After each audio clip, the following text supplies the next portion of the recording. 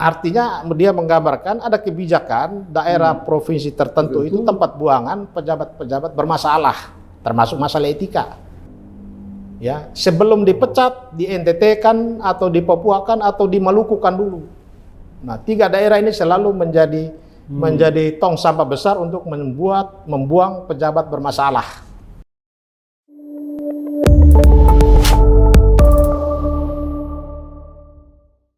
Teman RKN dimanapun berada, kembali kita bertemu lagi dalam acara diskusi titik temu. Ini merupakan program akhir pekan dari RKN Video dan Radio yang membahas isu-isu yang menjadi perhatian kita semua. Dan edisi kali ini kita membahas tentang tema Guaf Hadis, proses peradilan Ferdi Sambo pasca Komite Etik menjatuhi sanksi PT DH, pemecatan tidak dengan hormat. Kasus Ferdi Sambo sudah diproses secara etika dan sudah dijatuhi sanksi pemecatan dengan tidak hormat dari Dinas Kepolisian Republik Indonesia. Yang menarik adalah sebelum perkara pokok dugaan pembunuhan diproses oleh pengadilan, Komite Kode Etik sudah mendahului menyatakan Ferdi Sambo bersalah melanggar etika. Pertanyaannya, bagaimana pengaruh proses dan sanksi etika terhadap proses peradilan nanti dengan segala akibat konsekuensi? Mendengarkan pandangan perspektifnya Pak Petrus Celestinus. Silakan Pak Petrus.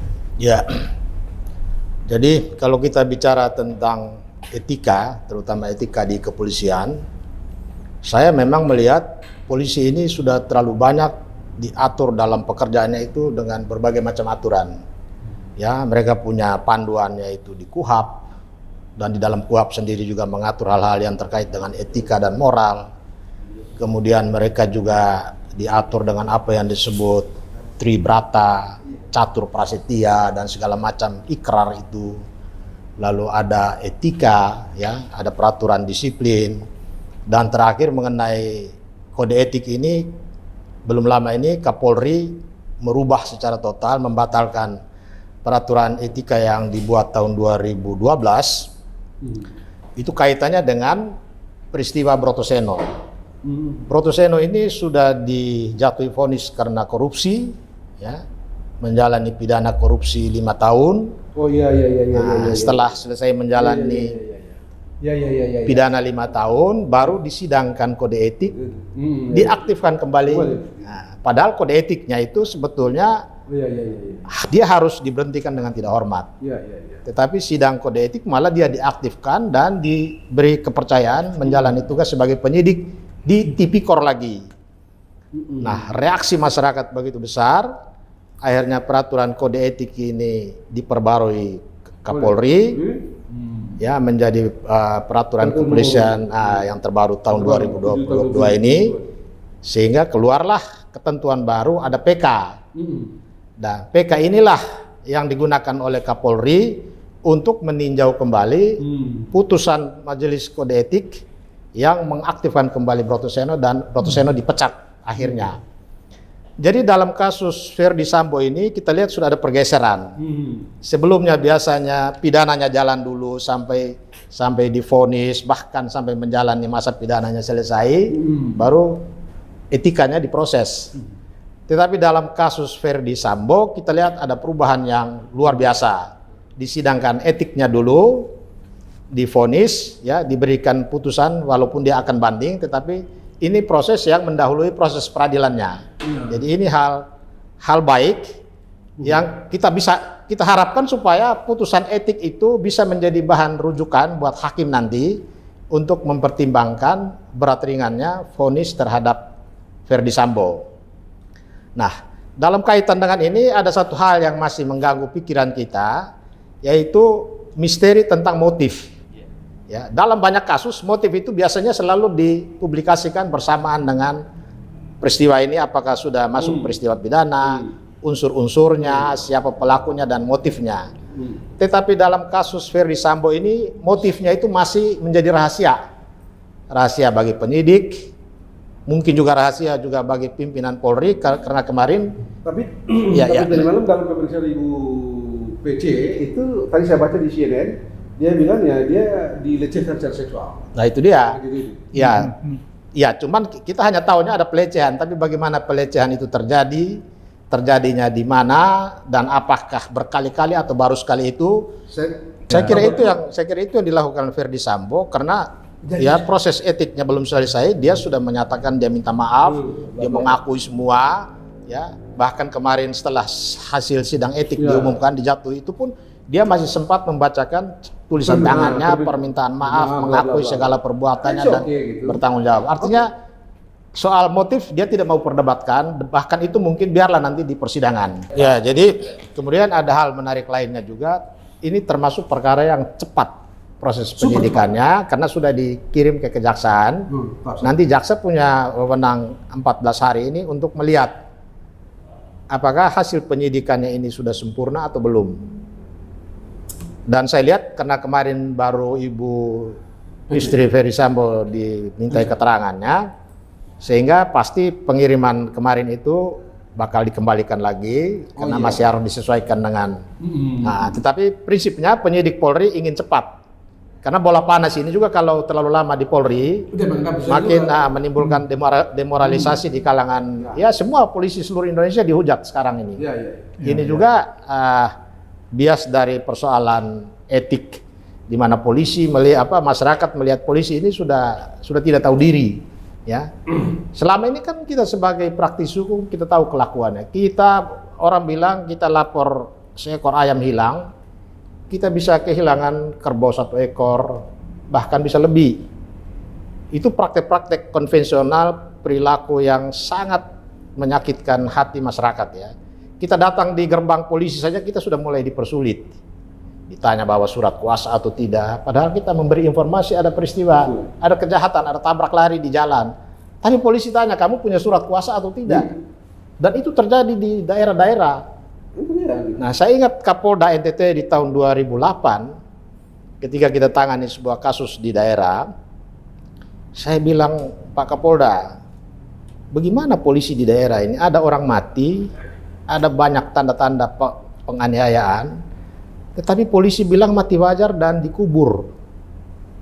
Ya. Sementara dan itu berbulan-bulan baru setelah masyarakat demo dan berteriak-teriak baru digali lagi kuburannya, diautopsi dan ternyata itu dibunuh. Coba bayangin. Bagaimana kerja polisi di sini? Dia bilang apa?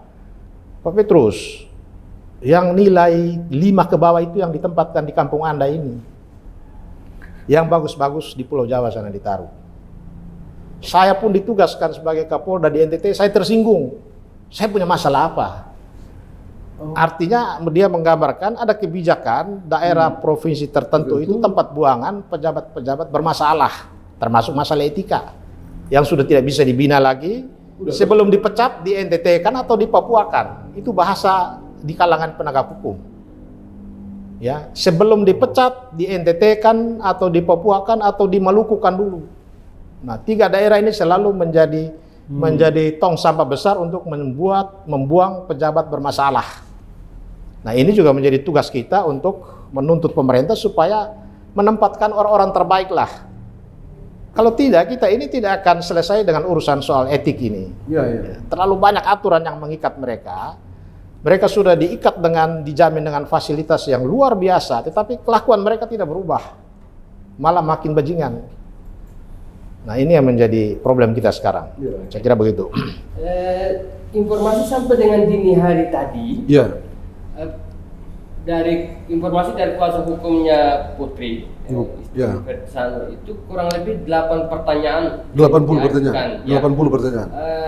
Dari informasi itu sepertinya belum selesai. Ya, memang selesai. Dengan pertimbangan kondisi kesehatan maka malah ini juga. Artinya ini masih panjang nih. Masih panjang.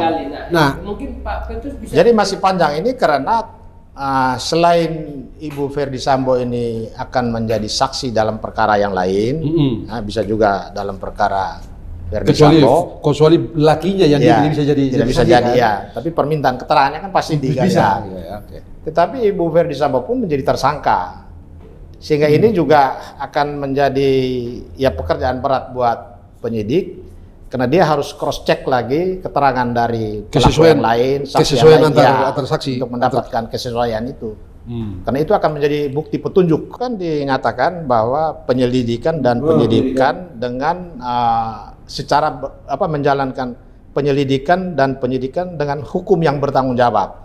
Pengertian bertanggung jawab itu termasuk juga menjunjung tinggi hak asasi manusia. Orang itu soal kelayakan, kepatutan dan etika dan segala macam itu harus menjadi pertimbangan. Dulu Kejaksaan Agung pernah melarang penyidiknya memeriksa orang sampai berjam-jam. Ya, jam kerja selesai stop. Karena itu menyangkut dia ini kan manusia. Kalau diperiksa dari pagi sampai 24 jam, dia ngarang juga. Dia ngarang. Akhirnya yang dia tidak buat dia akui. Dan itu memang skenario dari penyidik biasanya begitu. RKN dimanapun berada, kita masih dalam diskusi kali ini tentang Govadis, penanganan proses hukum Verdi Sambo pasca keputusan etik yang dijatuhkan keputusan pemecatan tidak dengan hormat kepada ex Kadif Propam Polri. Di bagian akhir ini kita tadi sudah mendengarkan paparan dari perspektif etika, hukum, juga praktisi Pak Petrus dan lain sebagainya. Cukup banyak hal tadi yang akan digali. Khusus saya menggarisbawahi tentang wacana menganalogikan TNI di bawah institusi kementerian, di bawah Kementerian Pertahanan misalnya, lalu kemudian Polri nanti apakah di bawah Kemendagri atau Kemenpan RB dan lain sebagainya. Itu menarik menjadi tema tersendiri untuk kedepannya, tetapi ini pintu masuk untuk melihat posisi Polri untuk lebih reformis dan juga akan dicintai sebagai suatu aspek penegak hukum. Nah, mungkin di bagian terakhir ini saya memulai dari Pak Petrus. Harus ada yang ditakuti. Saya lihat setelah reformasi ini, khususnya di Polri, tidak ada yang ditakuti. Apalagi mereka ada dalam satu suasana yang sama, yaitu suasana korup. Dari atas ke bawah itu suasananya sama. Di bawah buat salah, kita lapor ke atas, ya penindakannya tidak ada, ya buktinya kelakuannya tidak berubah. Itu berarti tidak ada yang ditakuti. Berbeda dengan ketika polisi menjadi bagian dari ABRI pada waktu Orde Baru. Pengalaman saya dulu, ketika polisi mulai balik gertak kita bilang, saya akan ke Guntur atau saya akan ke Skogar. Di situ lunak. Begitu. Artinya ada yang ditakuti. Pada waktu Orde Baru ketika TNI dan Polri masih menjadi satu, itu yang namanya dan Puspom, Skogar, ya kayak Propam ini kan ada di TNI, itu ditakuti betul. Ditakuti betul. Jadi kalau mereka gertak kita balik, saya lapor ke sana, berubah. Ditakuti dan pelayanannya normal. Tetapi setelah dia terpisah dari TNI, karena sudah tidak ada yang ditakuti, apalagi kode etik semacam ini kan pelanggaran tiap hari terjadi terus menerus. Nah, untung dari kasus Sambo ini, lepas dari Sambo ini melakukan suatu kejahatan yang ancamannya berat, tetapi ada hikmahnya. Dari kasus Sambo ini kita lihat polisi ini mulai berbenah. Tetapi pembenahan ini pun jangan hangat tai ayam, ya. Termasuk juga pembenahan bagaimana dengan memeriksa orang itu jangan 24 jam. Kalau memeriksa mulai dari jam 8, jam 4 stop. Sama dengan orang bekerja, jam kerja. Karena pemeriksaan berjam-jam itu juga akan menimbulkan berbagai macam pelanggaran. Ya. Karena kadang-kadang ini diskenariokan, ya, Pak, tolong kalau bisa sampai besok pagi dia diperiksa. Bisa dibeli, bisa dipesan.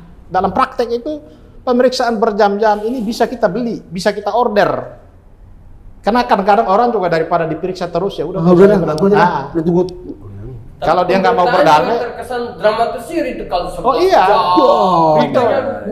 akhirnya kita diperhadapkan dengan berdamai sama polisinya atau berdamai sama lawan kita.